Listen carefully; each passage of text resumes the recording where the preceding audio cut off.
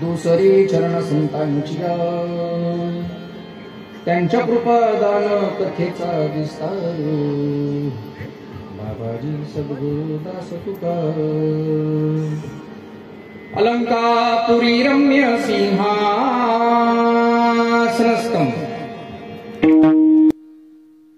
पदाम्भोज तेजं स्फुरदि प्रदेशं विदिन्द्रादिदेवं सदा स्तूयमानं समाधिस्थमूर्ति भजे ज्ञानदेवं ॐ नमो ज्ञानेश्वराय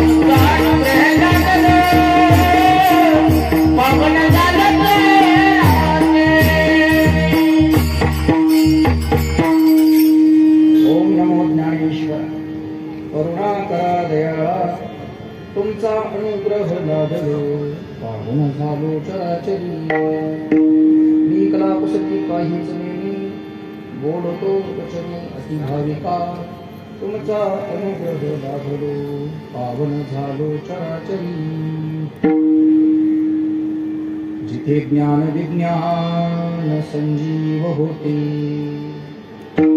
जिथे योग सिद्धीस सामर्थ्य येते, जिथे मानवा मिळे मोक्ष गाथा, तुझा पाय ऋषी सदा नम्र माथा,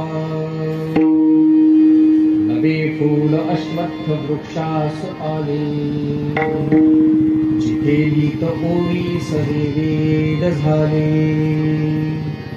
श्रुती धन्य झाल्या तुझे गीत गाता, तुझा पाय ऋषी सदा नम्र माथा, कर जोडतो कथे काळी, कर जोडतो कथे काळी,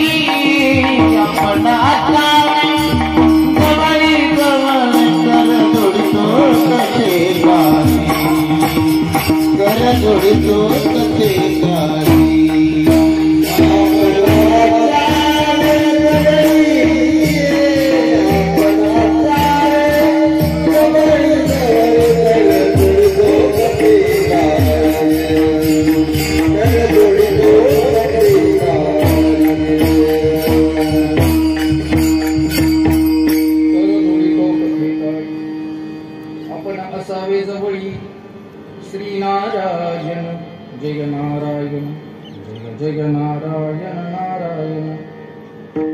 देवाची द्वारी उभा क्षणवरी तेने मुक्तीचारी साधिया.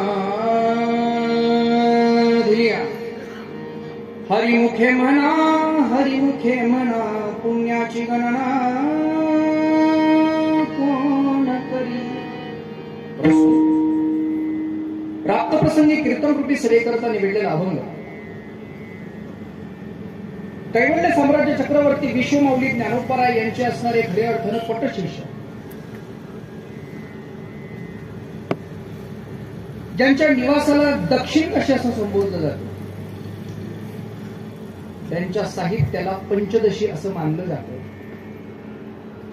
ज्यांच्या असणाऱ्या विचार स्वभावाला शांती नावाचा ब्रह्मपदाचा भाव उत्पन्न होतो, अशा ज्ञानोबराय निर्मित ज्ञानोबरायांच्या असणाऱ्या कृपास्पर्शाला अवस्थाभूत अवस्थेला आणून कृपेचं दर्शन ज्ञानोबरायचं माऊली म्हणून आपल्या असणाऱ्या जनसामान्यांना देणारे वारकरी संप्रदायाच्या दक्षिण काशी निवासातले संत श्रीमंत शांती ब्रह्म नाथरायांचा आहे. विठ्ठला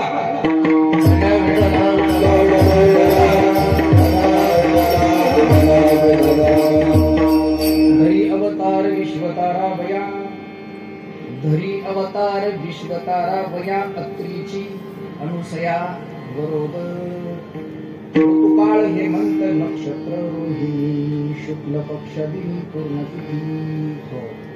श्रीमंत संत नाथराय आज असणाऱ्या भगवान परमात्म्याच्या असणाऱ्या प्रागट्यीकरणाच्या रूपक अवस्थेचं दर्शन आनंदाचं विलोभन करून आमच्या समोर मांडतात. फार गोड अभंग आहे, फार छान आहे, ऐकण्यासारखं आहे.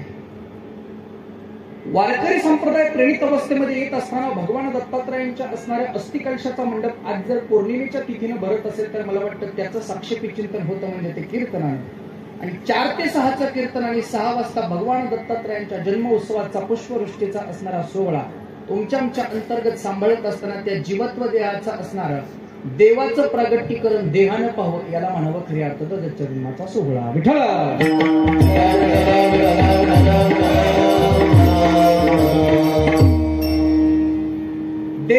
देहाचा सोहळा पाहताना आनंद उत्पन्न होतो. पहा, 2 वेगवेगळे शब्द आहेत.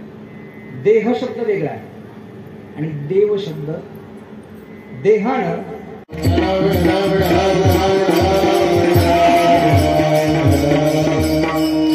घरी अवतार विश्वतारा वया अत्रीची अनुसया गरोदर.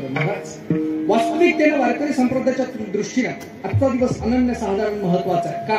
जीवाच्या आणि देवाच्या संबंधाने आजचा दिवस जोडलेला आहे. जीव काय क्रांती करू शकतो, देवावरती काय आबळ येऊ शकते याचं सगळ्यात मोठं उदाहरण म्हणजे खऱ्या अर्थानं आजचा असणारा दिवस आहे. का?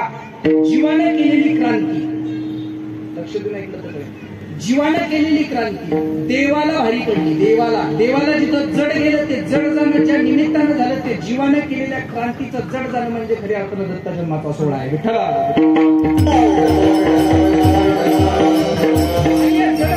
सोहळ्याला ज्यांनी नामांकित केलं ते नामांकन खऱ्या अर्थानं करणारे सर्वसामान्य नाहीत, नाथराय. नाथरायांनी बोलावं. घरी अवतार विश्वतारा या विश्वाला तारणारा जो कोणी आहे तो जिच्या उदरात आहे तिचं नाव खऱ्या अर्थानं अनुसया. अनुसया माता साधी सुधी नाही, तुमच्या आमच्या सारखीच आहे. एका असणाऱ्या धर्मनिष्ठ असणाऱ्या अधिकार तत्वावरती राहणाऱ्या अत्री ऋषींची खऱ्या अर्थानं ती धर्मपत्नी आहे. पण नुसती पत्नी नाही तर खऱ्या अर्थानं पतीची या माता अनुसरणी पतिव्रता या न्यायानं ती सिद्ध आहे. इतकी सिद्ध आहे की तिच्या असणाऱ्या कार्यकर्तृत्वाचा गौरव डंका महाराष्ट्रात नाही तर जगात नाही तर ब्रह्मांडात घुमलेला डंका देवांना भारी पडला. भारी पडलेल्या अवस्थेचं दर्शन म्हणजे दत्तप्रभूंचा जन्मोत्सव.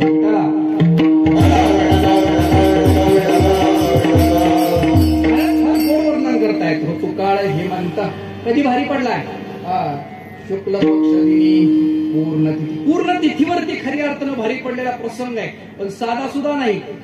आनंद जरी पौर्णिमेचा असला तरी नुसती पौर्णिमा नाही, तिथी पौर्णिमा, मास मार्गशीर्ष, गुरु तो वासर. साधा सुद्धा नाही, उत्सव काळ आहे. आजचा दिवस पूर्णतेनं परिपूर्ण आहे. महाराज इतकं सगळं झालं, बरोबर ठीक आहे.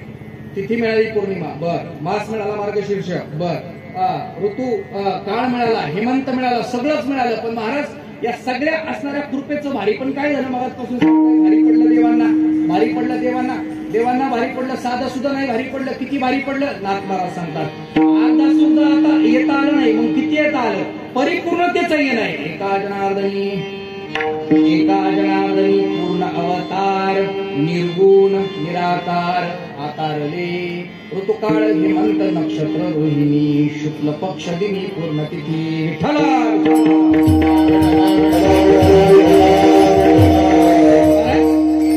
वास्तविकतेच्या चिंतनानं खऱ्या अर्थानं दत्त महाप्रभूंच्या असणाऱ्या जन्मोत्सवाच्या निमित्तानं खऱ्या अर्थानं अभंगाच्या असणाऱ्या प्रस्तावनेची निर्मिती तुमच्या समोर मांडली. बारीक चिंतन जर केलं तर नाथराय सर्वसामान्य नाही. नाथांनी केलेला आविष्कार एका जगाच्या असणाऱ्या उंचीच्या असणाऱ्या अधिपत्याखाली आहे.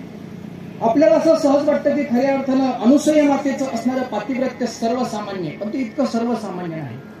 असणारं पातिव्रत्य एका उंचीवर आहे आणि ती उंची जर गाठायची असेल तर मला वाटतं पतीच्या मता असणाऱ्या वागणाऱ्या पतिव्रतेनं तिचं असणारं अनुमान केलंय.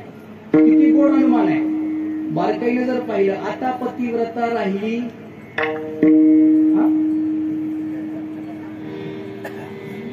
मी काहीच म्हणलं नाही, आता पतिव्रता राहिली आणि राहिलीच असली चुकून राहिलीच असली तर ती फक्त एकाच राष्ट्रात मिळेल आणि त्या राष्ट्राचं नाव खरं तर भारत आहे. हे भारतातच आहे. जगाच्या पाठीवरती जर्मनीत पतिव्रता नाही, फ्रान्समध्ये पतिव्रता नाही, चीनमध्ये नाही, अमेरिकेत नाही, अजिबात नाही.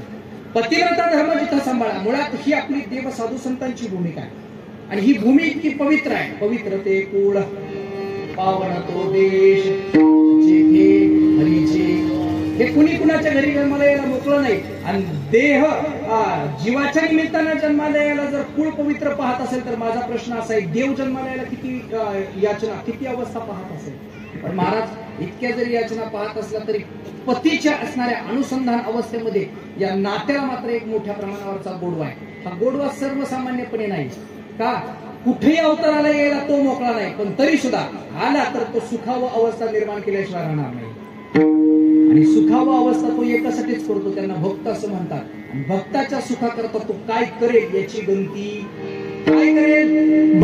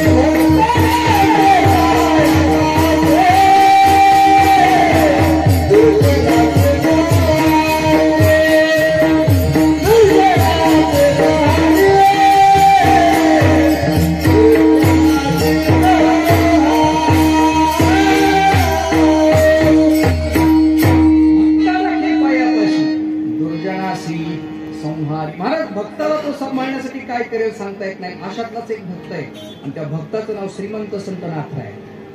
ते नाथराय त्या असणाऱ्या देवाचं वर्णन करतायत, साधं सुद्धा नाही, देवाच्या जन्माचं वर्णन करतायत. पण महाराज ते नाथराय आधी करायला पाहिजेत, मग तो दत्त भगवान परमात्म्याचा अवतार करेल. नाथराय सर्वसामान्य नाही, एका उंचीवरचा असणारा अधिष्ठान आहे. मला वाटतं वारकरी संप्रदायामध्ये अभ्यासकाच्या दृष्टीने जर विचार करायचा असेल तर आनंद महाराज सगळ्या संतांचं साहित्य एका बाजूला आणि नाथांचं साहित्य एका बाजूला. सहज कळणारं साहित्य म्हणजे नाथांचं. मला याचं एक गोड उत्तर असंच असेल असं नाही, पण याचं एक उत्तर मिळालं. का नाथांचं साहित्य सोपं, का नाथांचं साहित्य एका उंचीवरच आहे, का नाथांचं साहित्य कळण्यासारखं आहे. त्याचं कारण मला कधीतरी असं वाटतं, ज्ञानोबा आहे संसार रहित आहे पण संसाराला सोडून आहे. संसाराला सोडून असणारे ज्ञानोबा एका उंचीवरून बोलताय. तुकोबर आहे संसार रहित आहे, तुकोबर आहे संसार सहित आहे. पण दोन्ही जरी असलं तरी तुकोबर आहे वैराग्यवान आहे. मला वाटतं वैराग्यवान होण्याची ताकद तुमची आमची नाही. तुकोबरांचं साहित्य आपल्याला कळत नाही.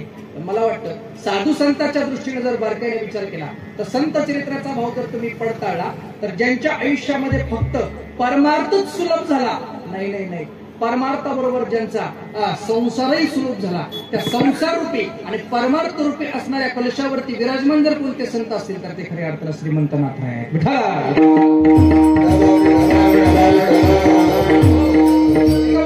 नाव आहे. खरं तर अवतार नाथांची असणारी अवस्था एका मोठ्या उंचीवर आहे. झालं असं, बीड परगण्यामध्ये अंबेजोगाईचं नावाचं गाव आहे आणि अंबेजोगाई गावामध्ये नाथांच्या बरोबरीनं साहित्य संपदा निर्माण करणारे एक सतग्रहस्थ दासोपंत स्वामी म्हणून खरं तर महाराष्ट्रामध्ये प्रचलित आहे. अंबेजोगाईला तुम्ही कधी जर गेलात तर खऱ्या अर्थानं दत्त भगवान परमात्म्याची स्वयंभू मूर्ती आहे आणि त्या ठिकाणी अंबेजोगाईला ती फार मूर्ती प्रचलित आहे. बरं, दासोपंतांचा अधिकार साधा नाही, सोपा नाही. किती मोठा आहे? इतका मोठा आहे, इतका मोठा आहे, इतका मोठा आहे की ज्या दत्त भगवान परमात्म्याची खऱ्या अर्थानं उपासना माझे नाथ संप्रदायातले असणारे खऱ्या अर्थानं नाथ महाराज करताय ते दक्षिण निवासी असणारे नाथराय ज्यांच्या